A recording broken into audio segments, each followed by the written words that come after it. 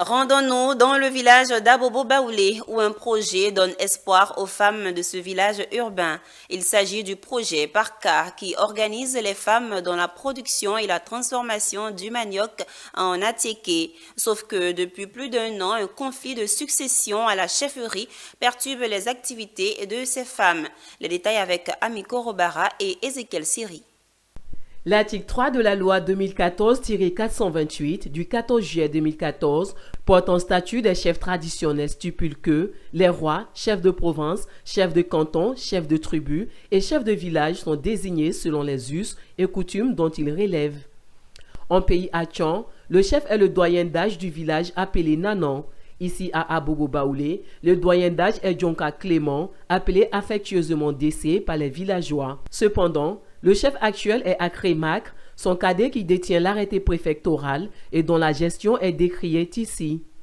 Voici planté le décor de la division des populations du village d'Abobo Baoulé en ce qui concerne la chefferie. C'est en tout cas l'explication donnée par Armand Hassan, porte-parole de la génération Tchagba d'Abobo Baoulé, lors de cette conférence de presse.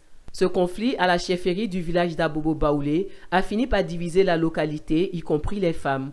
Réunis au sein de leur association, les membres se regardent aujourd'hui en chien de faïence, ce qui met à mal les projets de développement au bénéfice des femmes. Quand il y a eu des soucis entre les hommes de la génération Tchagba, nous en tant que femmes, nous ne sommes pas concernés.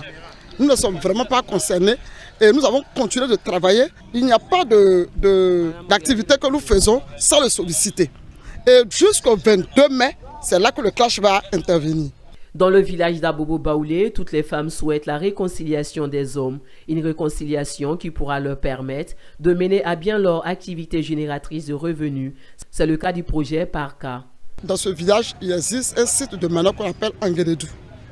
Et là-bas, les femmes achètent le manioc, elles taillent le manioc, elles pilent le manioc et elles font la tseke. Mais ce site est impraticable, surtout en saison pluvieuse. Et nous avons, par la grâce de Dieu, contacté cette ONG qui a répondu favorablement. Et elle viendra pour installer, c'est-à-dire refaire, réhabiliter le site de manioc avec les machines appropriées, avec le matériel même. Vivement que la stabilité revienne dans le village d'Abobo Baoulé afin d'accélérer les projets des femmes et ceux du village.